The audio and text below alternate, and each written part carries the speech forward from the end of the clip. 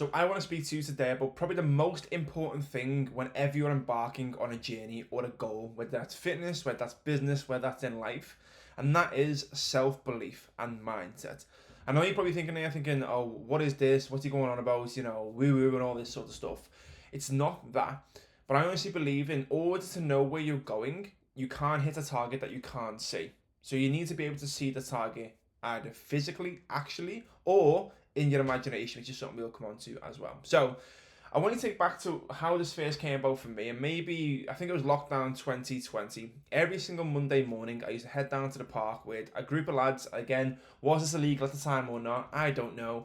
And we used to 5 a.m. Monday morning. We'd go for a 5k run, followed by meditation, and we'd practice gratitude. We'd do some personal development. We'd share goals. We'd basically just focus on ourselves because, like the rest of the world, 2020 was a very, very tough place to be. So it was important to focus on that personal development, and that was when my life changed. 2020 changed my life. It was the best year of my life. Although for a lot of people, it was the worst year of their life. That's when my business transitioned online. That's when I started to earn more money. That's when I started to have more impact. That's when I started to live the life that I wanted. And it all stemmed from that point. And fast forward to 2024, that changed. Reva was born, I just became a dad, and I felt at my lowest point in probably a good 4 or 5 years. I was lacking fulfillment, I was making money, but I weren't happy with what I was doing. I didn't like the way that my business was being run. I didn't like the person I was becoming on a day-by-day basis. I didn't like the fiance I was. I didn't like how Reva was entering the world and how she would have seen me in the future as my daughter. So something had to change, and that's when I focused more on my personal development. I let it slip. I let it slip. I'll say that from 2020 to like 2024, I cruised. I didn't focus on my personal development. I stopped practicing gratitude. I stopped reading books, and I changed that towards the back end of 2024. And I can honestly say the last few months have been the best few months, especially over the last 5 years. And it's down to these few things. So number one is I want to bring your attention over to these. These two books have literally changed my life, and I'll say that to you right now. We've got dollars flow to me easily, which is something that we'll speak about, and we've got psycho-cybernetics. So realistically, the way that we want to think about this is how you do it, and this is the science behind why we do it.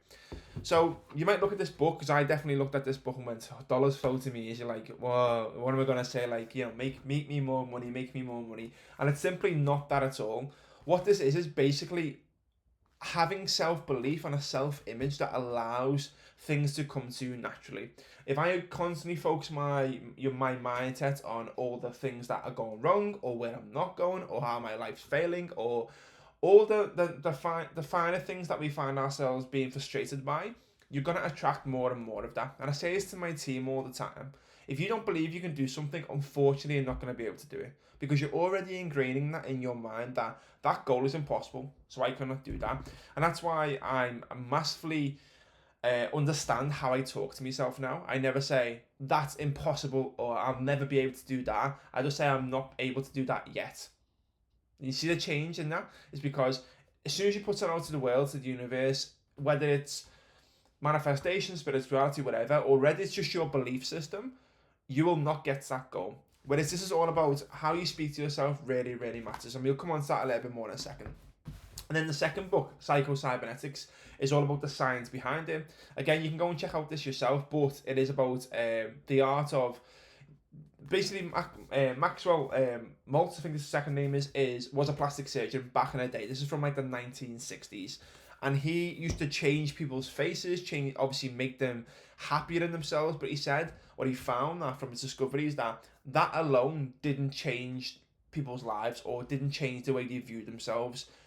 The most important thing was how they viewed themselves from the inside. That's where the belief came in. If they believed they were ugly, they will still feel ugly all the time, no matter what happened in their life, whether you got your teeth fixed, plastic surgery, a new nose, whatever.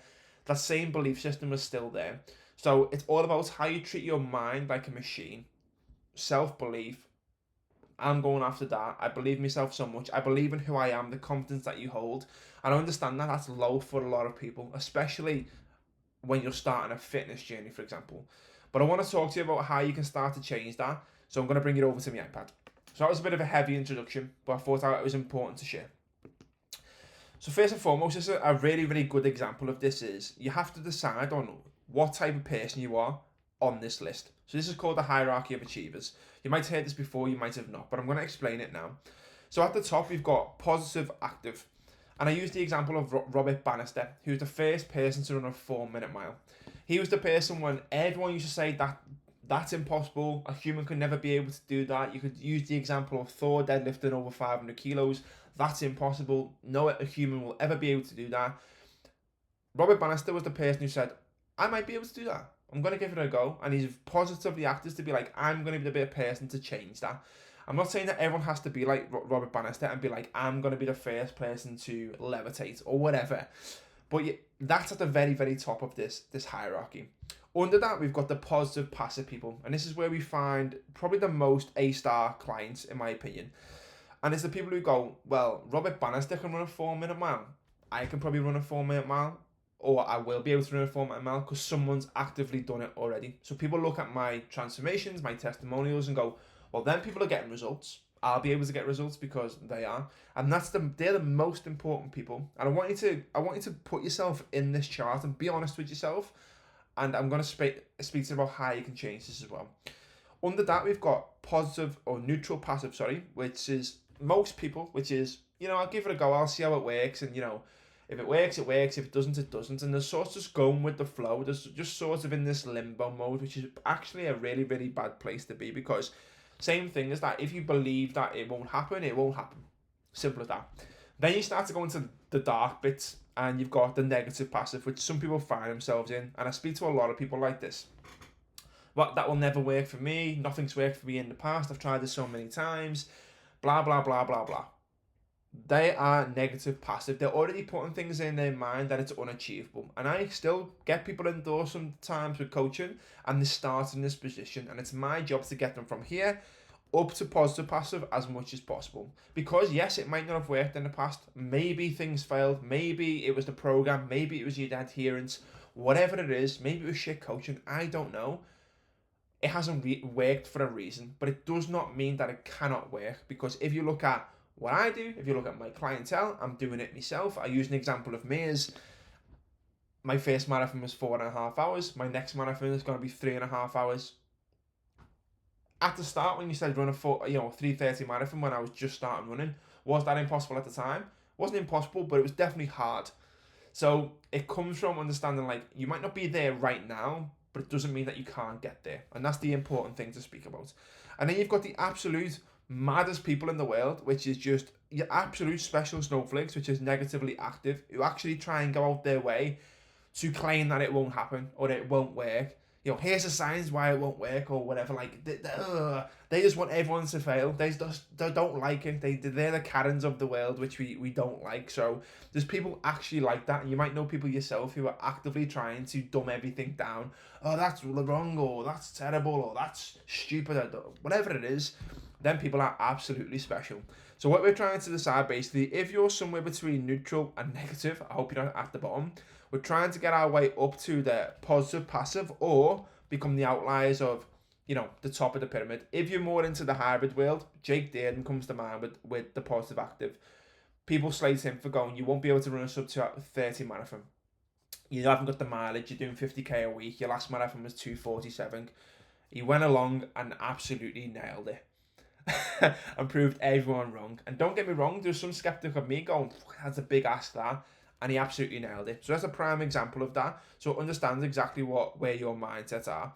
And it's the same sorts of things. Like, I just want to share this because it's here. It's like, these are the things that my clients don't do. My best clients, my A-star clients, is that they don't keep the questions to themselves. They're constantly willing to ask and improve and find out and understand what's going on. They don't just watch and implement. Like a lot of people, when I speak about this, is that most people have an implementation problem. Most people watch, absorb, read books, but they'll never actually do anything with it. Implementation is the case. For my best clients, implement. They don't just relinquish their success on other people. So they don't just sign up to coaching, for example, and go, that's me. I'm going to be successful off the back of this. It's down to that person to do it. It's not the case. Same with anything. You don't pay, you get a doctor to advise you on how to be healthy. You don't just go, right doctor, make me healthy, and sit there. Or you don't just ask me to be a coach. You go, right Lou, make me healthy, and then nothing. You don't do any action.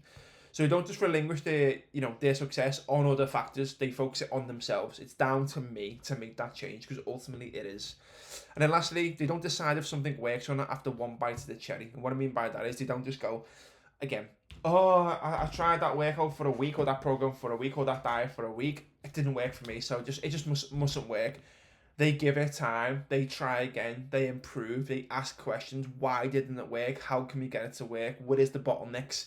Whatever it is, they ask questions. They don't just give up after one try. So again, that's just a little bit of an example of where my best clients don't do and what they actually do. So I'm going to bring you further down into the iPad, and I want to talk to you about this. Actually, I'll speak to this first. So every single day, in order to change this, I've been doing this, which is call it my identity chamber, which is coined by my mentor Ollie. I speak to myself every single day. In my notes on my phone, I have a little bit of a paragraph, a little bit of a list of things that I read out to myself on a day-by-day basis. I'll read a couple of them as an example. Didn't want to put the full thing in here because, again, it's going to be very, very private to you. My first lines are, I've inspired Reva to chase her dreams and play the game of life as I have. My family loves me and respects me for all the hard work and hours I commit to serving them and their lifestyle. My clients are proud of me, they're happy that I'm in their lives, and I add so much value in so many ways. I don't think, I do, I succeed.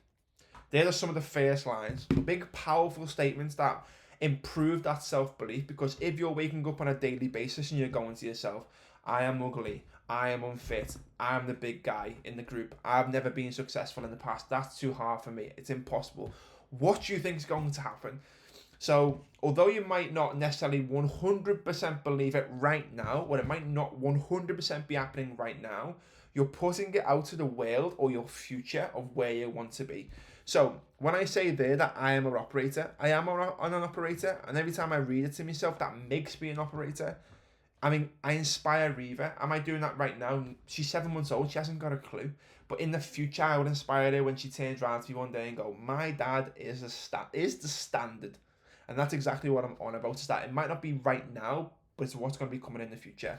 So that is something that you can practice on a day-by-day basis. Is write your identity chamber. Talk to yourself every single morning. Read the books. Get it in your mind. And make sure that you're focused on what you're saying and what you're putting out to the world. And lastly, the most important thing is this. This is what I call stacking wins versus stacking losses. And this is a way of getting to where you want to get to.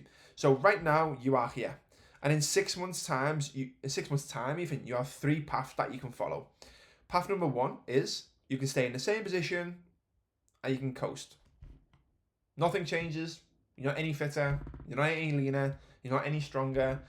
You haven't really progressed in anything in your life. You stayed the same, which I think is actually a worse place to be. Number 2 is that you are stacking wins, and in 6 months' time, you are fitter, you are leaner, you're stronger, you are happier, you've changed jobs, you're becoming the person that you aim to become. Or number 3 is you're worse off than you are now. So if you find yourself, let me just change this, somewhere between here, you are in a sicky situation, because as I say to you, if you're not growing, you are dying. I know it's a bit intense, but if you're not moving the needle, if you're staying the same, it's actually going backwards. So you need to keep innovating, you need to keep moving forward. And my goal is to not make sure that you're in the same position in 6 months' time or a year's time than you are right now. And if you are, that's a horrible place to be in, because I've been there before and I promise I'll never be there again. Yeah? Change it. So what I mean by this is that you have 2 ways of thinking about this. So what I mean by stacking wins is this. Incremental gains. You start, you do something, you improve, you get better, it creates confidence. So that might be, that food choice, it might be that first weekend, it might be doing that session, it might be doing that hard run, it might be saying no to things, it might be changing your habit, it might be quitting smoking. Whatever it is, you're doing things over time which increase your confidence because you're stacking them wins. Success or results or confidence comes from action. You do the thing, wow, I can do it, that's amazing, I want more of it. I do it, I want more of it. I do it, I want more of it. That's what we mean stacking wins. If we flip that on its head, this is what stacking losses looks like. And this is where most people find themselves, sadly, is that they don't do the session, or they get late out of bed late as an example, or they make the wrong decision, or they order that takeaway, or whatever it is, and they put a loss in their favour. They say they're going to do something and they don't do it. They say they're going to go to the gym and they don't go again. They say they're going to lose weight and you don't go again. And you keep stacking these losses. So where do you think their belief is come this point? Absolutely through the floor, because everything that they've said that they wanted to do, they have not done, and they've ended up in a worse position. Whereas where you think the mindset of these people is, they wake up and they do the things that they set out to do incrementally, whether it is reading 10 pages, whether it is going to the gym once, 3 times a week, whether it is making good decisions with your nutrition. They stack wins every single day and get to a point where their confidence is well higher because they've done the things over time. So that's something that you want to ask yourself, is that this is what I mean by self-belief. If you constantly find yourself here, you need to change it, because you're getting further and further down into the hole of self-belief. And what I say all the time to my clients, and I said it probably on here as well, is you need to create momentum. And that's what stacking wins does. A parked car is very difficult to push. I remember when someone's broken down, I'm trying to push the car with the handbrake off, it's hard. But as soon as you got that little bit of momentum, the wheels start to move, it becomes a lot easier, and then all of a sudden you start to just pace the car, as an example. Same thing happens with your wins. You need to get that car moving, and the hardest thing is that first bit. But again, if you keep trying to push the car and it doesn't move, and you fail, and then you push the car and you fail, you forget about it. The start of my coaching is that pushing the car. I get people in, I change their belief system, we get the ball rolling, we get the wheels turning. 30 days later, the wheels are in motion. Then we put it into second gear. Then we put it into third gear. Then we add nitrous. Then we start to really turn it up. So you can see what's happening there. It's all about gathering as much momentum as possible. So self-belief is massively important. Change your belief system. Change the way you view yourself. I know it's a little bit off topic a little bit, but I think it's massively overlooked and massively important. So hope you found that useful. If you did, want to comment, ask me any questions, DM me on Instagram, drop me a comment on YouTube, email me, whatever it is. If you want more information on what we do, DM me the word project and I'll fire details of what it is that we do. If not, drop a like, drop a comment, and I'll see you in the next one. Let's go.